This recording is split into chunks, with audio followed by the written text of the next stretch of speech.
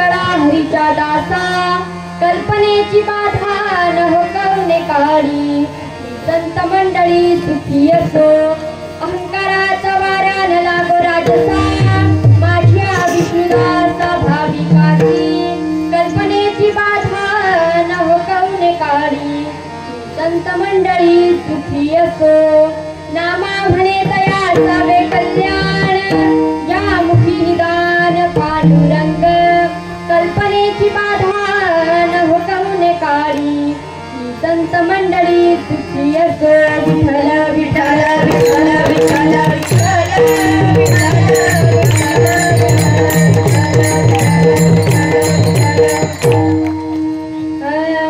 महायोग पीठे तटे भीमरथा परम पुंडलीकाय दातुं इंद्रे समागत्य तिष्ठं तमानन्दकन्दं परब्रह्मलिङ्गं भजे पाण्डुरङ्गं पाण्डुरङ्गकारू प्रथम नमन पाण्डुरङ्गकारू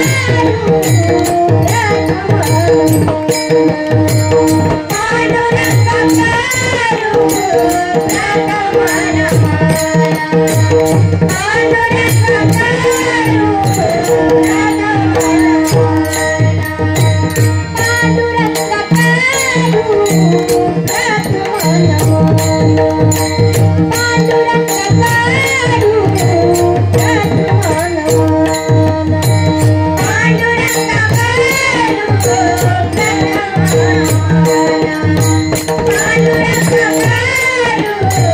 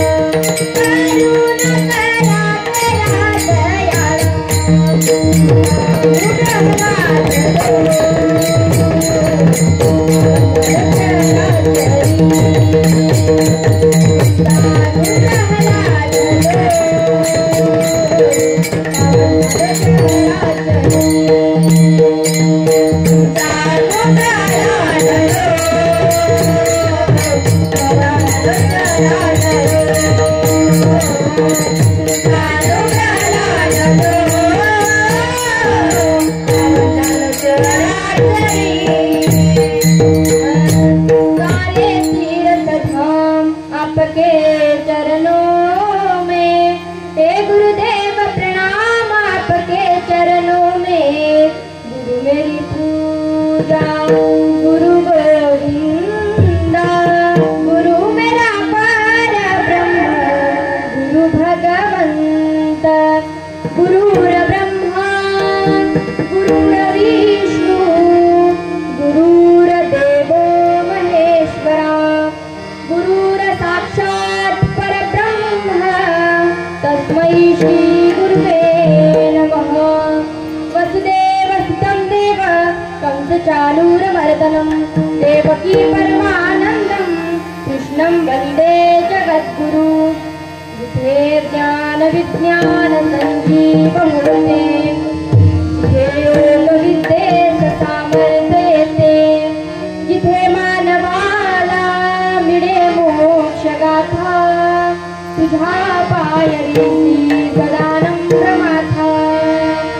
सामर्थ्याने गजाननाचा, सामर्थ्याने गजाननाचा, संकटदायी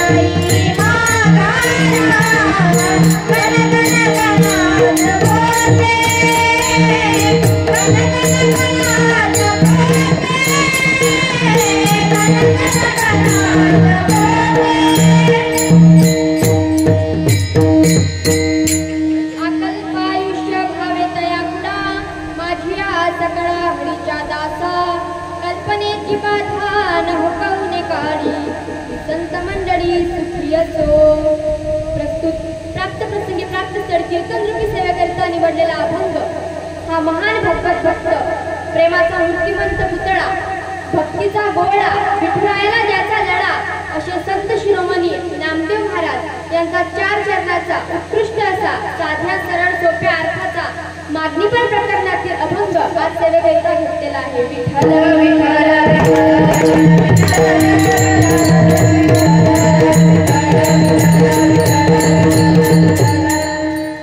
प्रस्तुत अभंगात महाराज मागणी करतात। अकल्प आयुष्याची मागणी हे महाराज चांगलं जीवन जगण्यासाठी करतात। अकल्प आयुष्याची मागणी अहंकार विरहित ज्याचं जीवन आहे त्यांच्यासाठी करतात। अकल्प आयुष्याची मागणी ज्याला कळालंय मी माणूस आहे त्यांच्यासाठी करतात। अकल्प आयुष्याची मागणी ज्याच्या मुखात अखंड नामचिंतन आहे त्याच्यासाठी करतात आणि अशी मागणी करणारा अभंग आणि खऱ्या अर्थाने ही मागणी कोणासाठी केली आहे तर याचं विश्लेषण करणारा अभंग आज सेवेसाठी घेतला आहे. विठ्ठल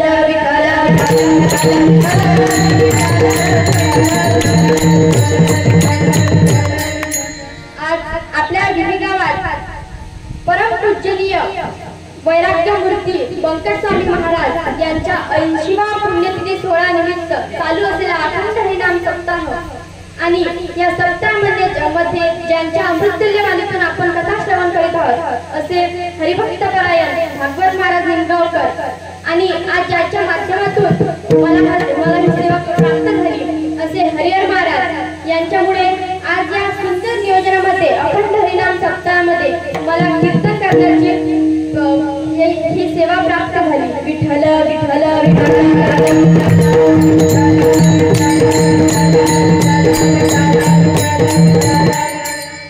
मी कोणत्या संस्थेत जाऊन शिकलेली नाही परंतु आमचे गुरु समर्थ सद्गुरु नरहरी बाबा भालेगाव यांच्या गुरुकृपेमुळे आज मी या नारदीय गादीवर उभी राहून कीर्तन करू शकले. आणि तसेच आपल्या गावाशेजारी असलेला आंबेनाकडी गाव या गावातील हरिभक्त परायण गणेश महादेव महाराज गणेश हे कोरोनामध्ये जेव्हा सगळं बंद होतं तेव्हा आमच्या घरी येऊन 3 महिने राहून त्यांनी आम्हाला टाळ भजन गायन हे सगळं शिकवलं. आणि तसेच आमचे आध्यात्मिक गुरु माझे लहाने बाबा हार्मोनियम वाजवणारे विष्णू महाराज वाळके यांनी नेहमी आम्हाला मार्गदर्शन करीत असतात. तसंच पकवास वादक माझा मोठा भाऊ जयदीप वाळके आणि सर्व गायनाचार्य माझ्या बहिणी. आज आमच्या वाळके परिवाराला जो वारकरी वारसा प्राप्त झाला अशा माऊलीचं भजन करून आपण कीर्तनाला सुरुवात करू. जय नर हरी मा जय नर हरी मा जय नर हरी मा जय नर हरी मा जय नर हरी मा जय नर हरी मा जय नर हरी मा जय नर हरी मा जय नर हरी मा जय नर हरी मा जय नर हरी मा जय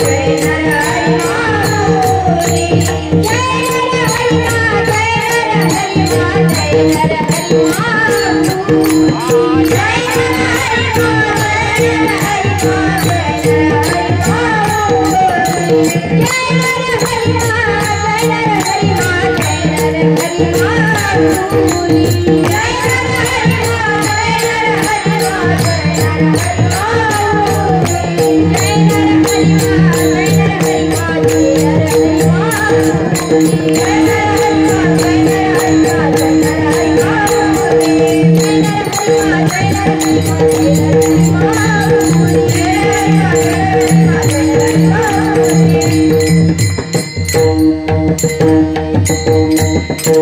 प्रस्तुत सेवेकरता निवडलेला अभंगाचा सरळ अर्थ असा आहे.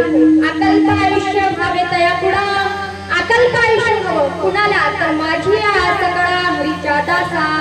हे जे माझे हरीचे दास आहेत त्यांना अकल्प आयुष्य हवं त्यांना अकल्प आयुष्याची मागणी महाराज करतात. त्यांच्या जीवनामध्ये काय व्हावं आणि काय नाही व्हावं तर कल्पनेची बाधा न कवणे काढी.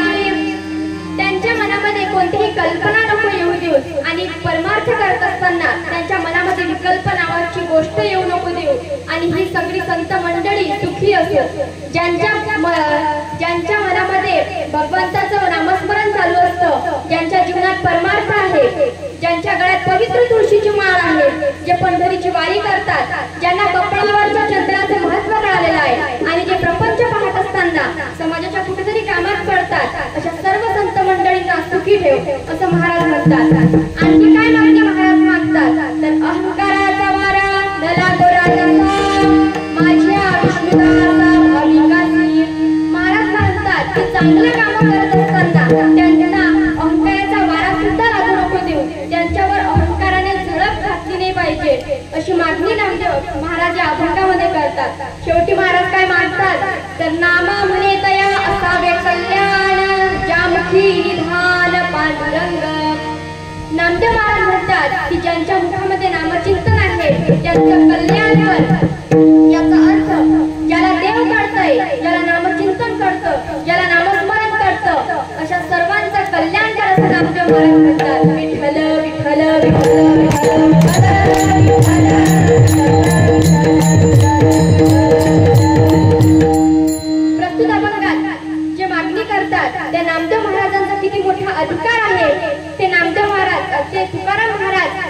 ठिकाणी वर्णन करतात.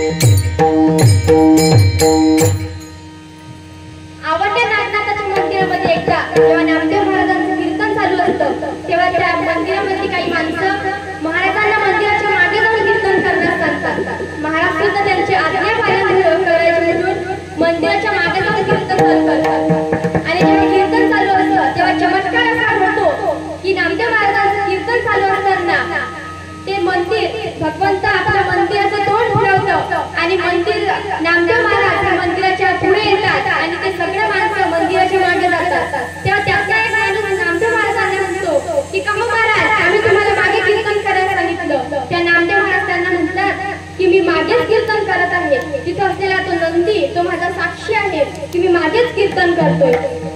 तेव्हा तो माणूस खूप आश्चर्यचकित होतो आणि तो म्हणतो की बघा नामदेवासाठी भगवंताने तोंड फिरवलं, चला आपण त्यांची क्षमा मागू आणि करा क्षमा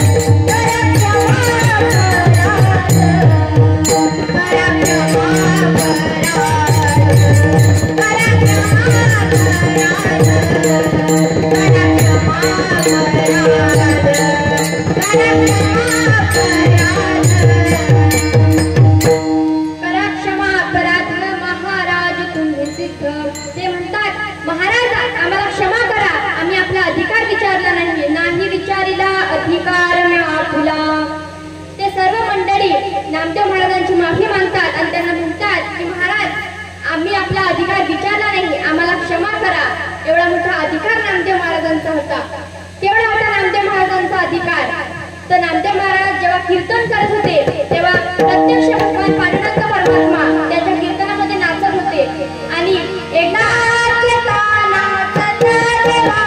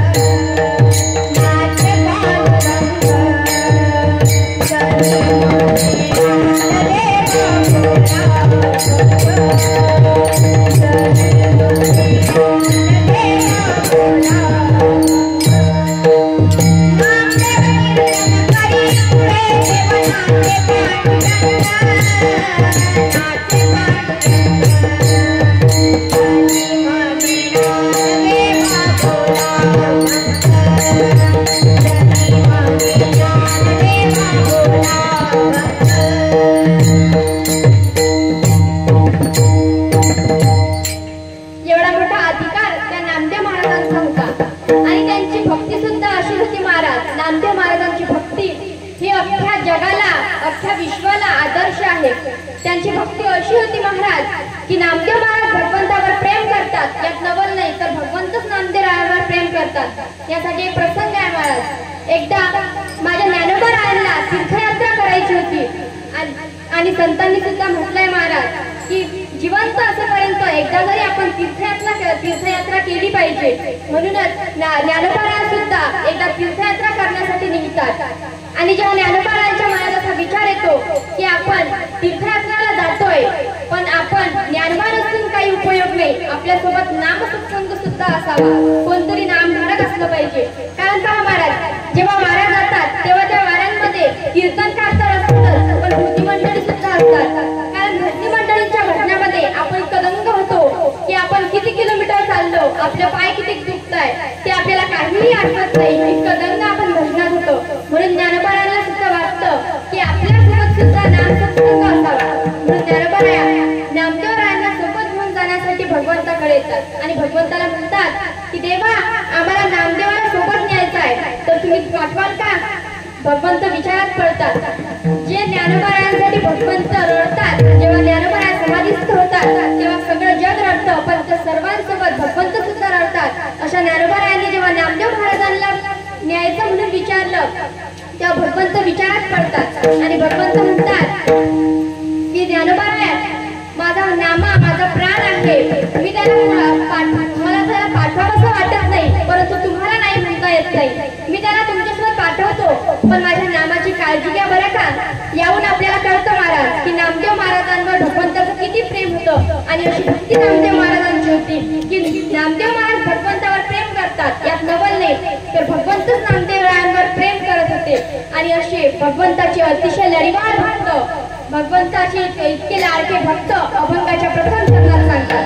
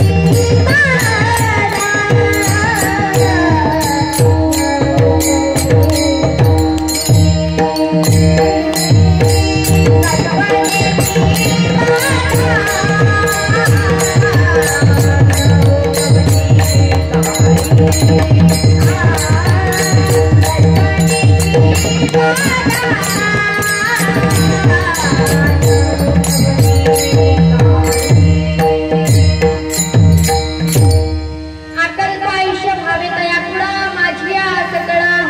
दासा. नामदेव महाराज म्हणतात की हे जे माझे हरीचे दास आहेत त्यांना अकल्प आयुष्य दे. मग आता हरीचे दास कोण? तर जे भगवंताचं नामचिंतन करतात, जे भगवंताची निस्वार्थपणे भक्ती करतात आणि जे धर्म जपतात. माझा धर्म कोणता? तर हिंदू मुस्लिम असा कोणताही धर्म नव्हे, तर खरा तो एकची धर्म जगाला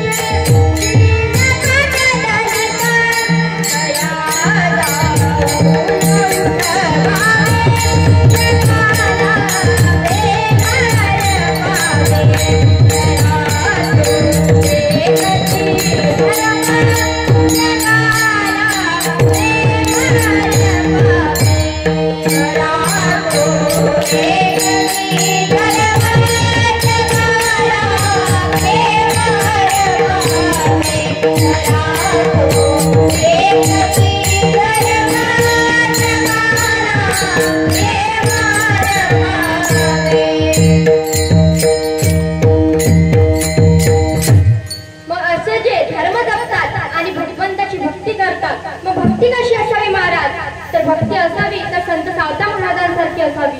भक्ती अशा असावी तर संत मीराबाई सारखी भक्ती असावी आणि आपली भक्ती निस्वार्थ असावी.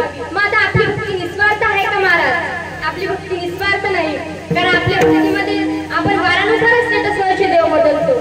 सोमवाराला श्री श्री शिवाय नमस्तुभ्यं, श्री शिवाय नमस्तुभ्यं,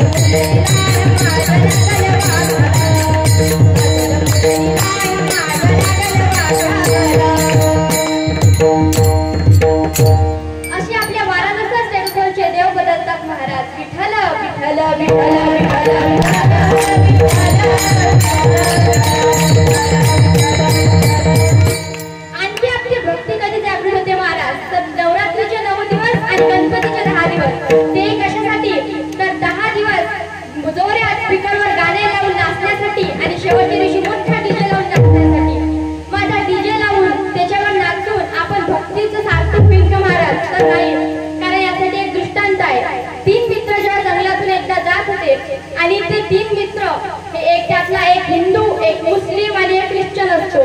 ते तिघही मित्र जंगलातून जात असतात आणि ते मित्र एकत्र जाताना एका नदीमध्ये पडतात. त्या नदीमध्ये पडल्यावर त्यातला त्या एक ख्रिश्चन वाला म्हणतो की गॉड हेल्प मी, तेव्हा गॉड येऊन त्याला घेऊन जातो. नंतर मुस्लिम म्हणतो हे अल्लाह मुझे बचाओ, तेव्हा अल्लाह सुद्धा येऊन त्याला घेऊन जातो. आणि नंतर हिंदू म्हणतो की गणपती बाप्पा मला वाचव, तेव्हा आपले गणपती बाप्पा येतात. पण आपल्या गणपती बाप्पा सोबत एक मोठा डीजे घेऊन येतात आणि लगे आल्यावर ते त्या नदीजवळ मोठा डीजे लावून गणपती बाप्पा तिकडे नाचणं सुरू करतात. तेव्हा यातला नदीमध्ये पडलेला एक हिंदू म्हणतो की काय रे गणपती बाप्पा, त्या दोघांनाही त्यांचे देव घेऊन गेले, पण तू मला घेऊन जाण्याच्या ऐवजी इथं नाचतोय. त्या गणपती बाप्पा सुद्धा त्याला म्हणतात की जेव्हा माझं विसर्जन नदीत होतं तेव्हा तू सुद्धा असाच जोरात डीजे लावून नाचतो, मग त्यात तुझी चुकी नाही का? तर मग आता असं नाचून आपल्या भक्तीचं सार्थक होईल का? तर नाही. मग आता नाचणं वाईट आहे का महाराज? तर नाही, कारण नाचणं ही एक कला आहे, आनंद व्यक्त करण्याची एक पद्धत आहे. पण त्याची जागा चुकीची आहे, त्याची वेळ चुकीची आहे, त्याची नाचण्याची पद्धत चुकीची आहे. मग कुठे नाचावं? तर आमच्या मीराबाई सांगतात नाचूंगी नाचूंगी नाचूंगी नाचूंगी नाचूंगी नाचूंगी नाचूंगी नाचूंगी नाचूंगी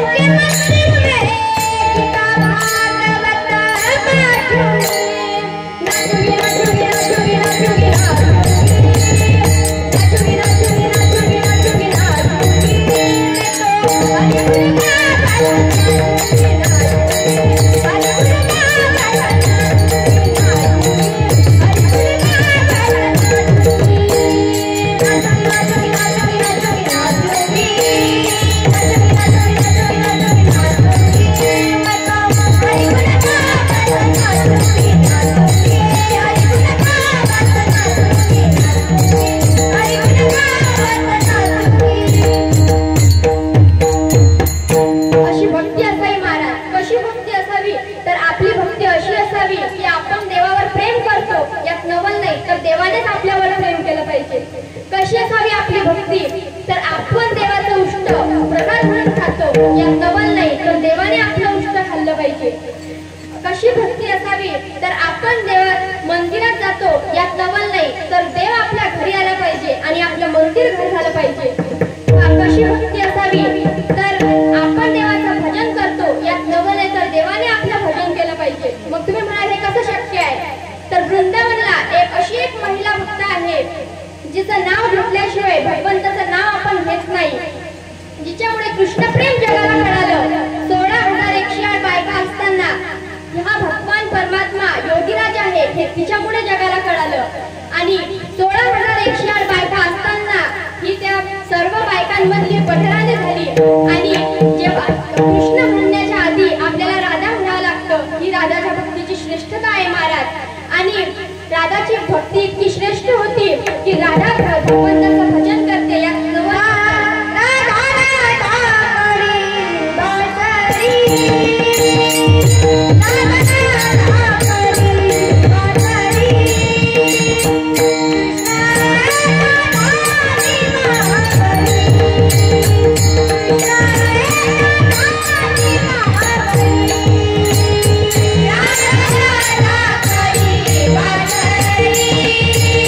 Radha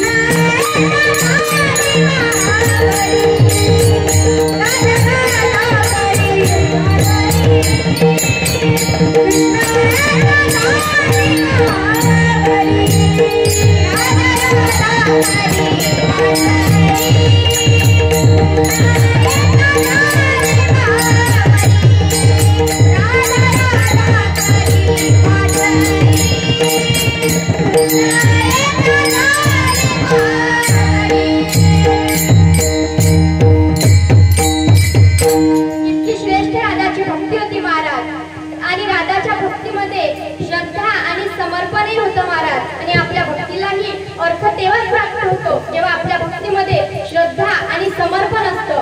माझा श्रद्धा काय तर एकदा राधा आणि बऱ्याच दिवसांनी द्वारकेत जातात आणि त्या द्वारकेमध्ये या द्वारकाधीशाच्या 16,108 बायका असतात. पण त्या 16,108 बायकांमध्ये ही राधा पटराणी होती आणि ही जेव्हा जाते तेव्हा निवांत एका ठिकाणी बसलेली असते आणि तेव्हा त्या रुक्मिणी मातेला त्या सर्व भगवंताच्या बायकांना सर्वांना आठवतं की मागच्या वेळेला आपण राधेला खूप त्रास दिला होता. आपण राधेच्या पायावर गरम दूध सांडलं तर राधेचा पाय जडला, परंतु भगवंतालाही चटका लागला होता. म्हणून आता आपल्याला असं काही करायचं नाही, राधेला त्रास द्यायचा नाही, कारण ती बऱ्याच दिवसांनी आलेली आहे. म्हणून रुक्मिणी माता राधाराणीकडे जातात आणि राधाराणीचा पाहुणचार करायचा म्हणतात. तेव्हा राधाराणीकडे जाऊन रुक्मिणी माता पंचमुखांनी घेऊन जातात. पण राधाराणीचं लक्ष कशातच लागत नव्हतं. राधाराणीचं लक्ष हे तिच्या कृष्ण कन्हैयामध्ये अडकलेलं होतं. तेव्हा रुक्मिणी माता राधाराणीचा घागरा बघतात तर रुक्मिणी माता म्हणतात की राधाराणी, तुमचा हा घागरा खूप अस्वच्छ केलेला दिसतोय, तो फाटण्यावर आलेला आहे असा दिसतोय, तुम्ही जरा बदलता का? तेव्हा राधाराणी म्हणतात की नाही, हा घागरा मला नाही बदलायचा. रुक्मिणी माता राधाराणीला खूप आग्रह करतात. रुक्मिणी माता घागरा बनवणाऱ्याला घेऊन येतात, राधाराणी त्याला नाही म्हणतात. रुक्मिणी माता म्हणतात की माझ्याकडे एक सुंदर घागरा आहे, तो मी अजून घातलेला नाही, तुम्ही तो घालून बघा. राधाराणी त्याला सुद्धा नाही म्हणतात आणि अशा 16,108 बायकांजवळचे ते न घातलेले सुंदर घागरे राधाराणीला देतात. परंतु राधाराणीला त्यातला एकही घागरा आवडत नाही. तेव्हा त्या सर्व 16,108 बायका सर्व मिळून राधाराणीला आग्रह करतात की राधाराणी, तो घागरा फार फाटण्यावर आलेला आहे असं दिसतोय, तरी सुद्धा तुम्ही तो बदलत नाही, याचं कारण काय? तेव्हा राधाराणी म्हणतात की हा घागरा जेव्हा रासक्रीडा झाली तेव्हा माझ्या कृष्ण कन्हैयाने मला दिला होता आणि आता यावर कितीही सुंदर घागरा, कितीही हिऱ्या मोत्याने जडलेला घागरा जर तुम्ही मला आणून दिला तरी मी तो घालणार नाही, कारण हा मला माझ्या कृष्ण कन्हैयाने दिलेला आहे आणि माझी श्रद्धा इतकी अढीक आहे की मी हा घागरा बदलणार नाही. मग अशी राधाची भक्ती होती महाराज. यातून आपल्याला भक्तीमध्ये श्रद्धा दिसली पाहिजे आणि आपली सुद्धा भक्तीमध्ये श्रद्धा आणि आपलं समर्पण आपल्या भक्तीमध्ये असलं पाहिजे, तेव्हाच आपल्या भक्तीला अर्थ प्राप्त होतो. आणि जो अशी निस्वार्थ भक्ती करतो त्याच्यासाठी नामदेव महाराज अकल्प आयुष्याची मागणी करतात आणि अकल्प आयुष्याचं वरदान मिळाल्यानंतर त्यांना कोणत्या बाधा होऊ नये तर महाराज सांगतात अभंगाच्या दुसऱ्या चरणात, कल्पनेची बाधा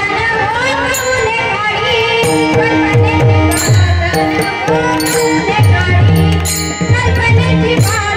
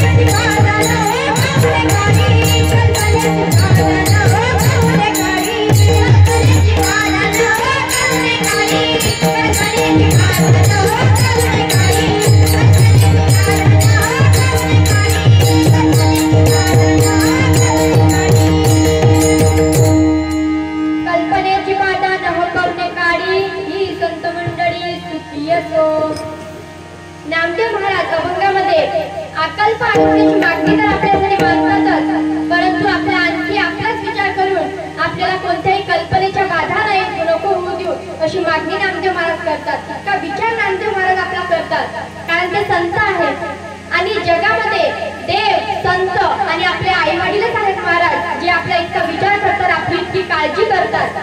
आणि महाराज एका ठिकाणी सांगतात ना, काय सांगू आता संतान, काय सांगू आता, सांगू आता, काय सांगू आता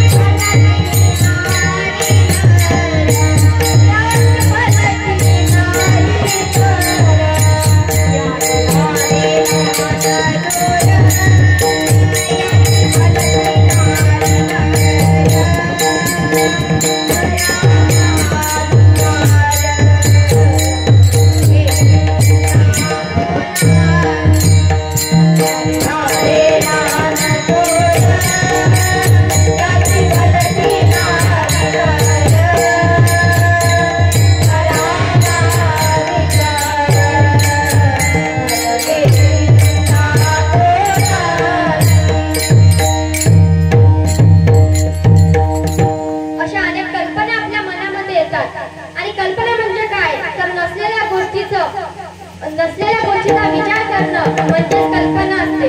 आणि आपल्याला असलेली गोष्ट जितका आनंद देत नाही तितकीच आपल्याला नसलेली गोष्ट दुःख देते. कारण आता आपल्याजवळ एखादी मोटरसायकल लहान गाडी असली तर आपण अशी कल्पना करतो की आपल्याजवळ मोठी गाडीच नाहीये, 4 चाकी गाडी आपल्याजवळ नाही, तर आपण आपल्याकडे असलेल्या लहान गाडीचा आपल्याला आनंद होत नाही, पण आपल्याकडे नसलेल्या 4 चाकी मोठ्या गाडी नसल्याने आपल्याला दुःख होतं. तर अशा कल्पनेने आपल्याला दुःख होतं. आणखी एक प्रसंग आहे. एक माणूस आपल्या बायकोसोबत मुंबईला राहण्यासाठी जातो आणि त्या मुंबईला खूप लहान लहान घरं असतात, त्या घरांमध्ये खूप अडचणी असतात. ते दोघं जेव्हा तिथे राहायला जातात तेव्हा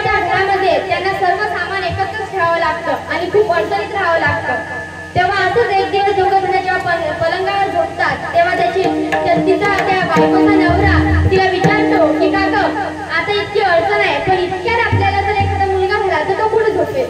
तेव्हा त्याची बायको त्याला म्हणते की तुम्ही थोडं तिकडे सरका आणि आपल्या मधामध्ये तो झोपून जाईल.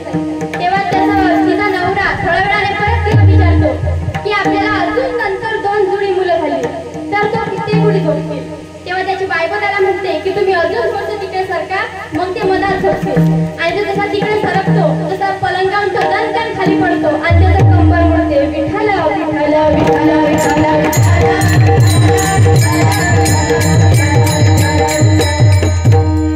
मग महाराज नसलेल्या गोष्टीच्या कल्पनेने त्याची कंबर मोडली, म्हणून अशा कल्पना ह्या खूप आपल्याला दुःख देतात.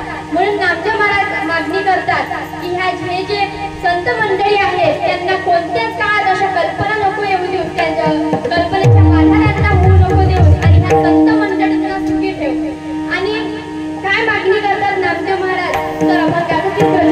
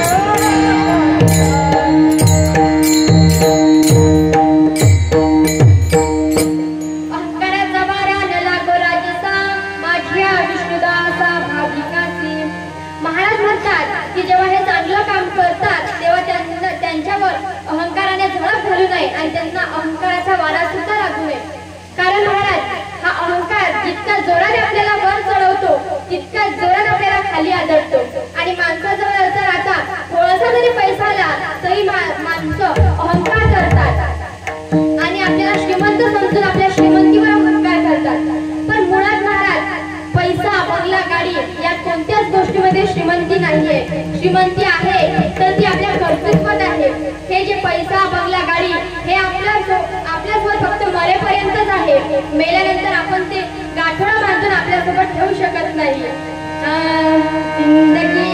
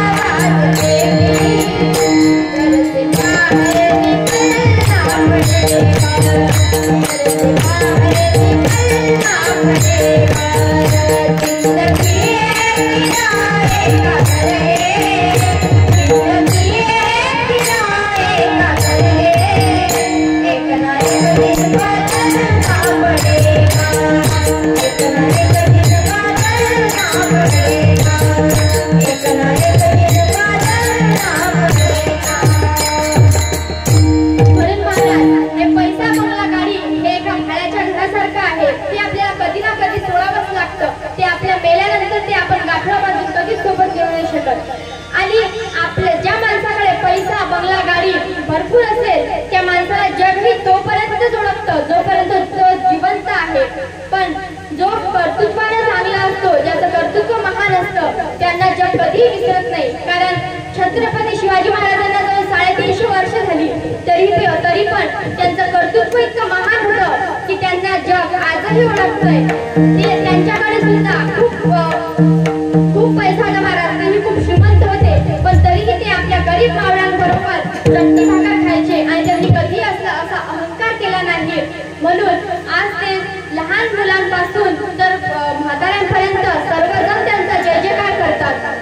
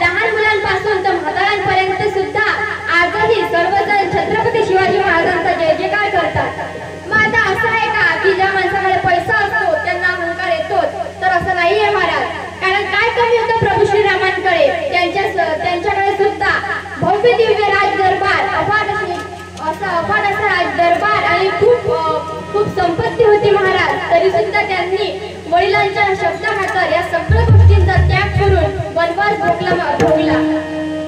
आणि असे प्रभू श्रीरामांनी सुद्धा एवढ्या मोठ्या संपत्तीचा कधीही अहंकार केला नाही. आणि आपली पिढी खूप भाग्यवान आहे की आपण त्या प्रभू श्रीरामांना तंबूमध्ये कुठल्याही तंबूमध्ये न पाहता भव्य दिव्य मंदिरामध्ये स्थापित होताना पाहिलंय.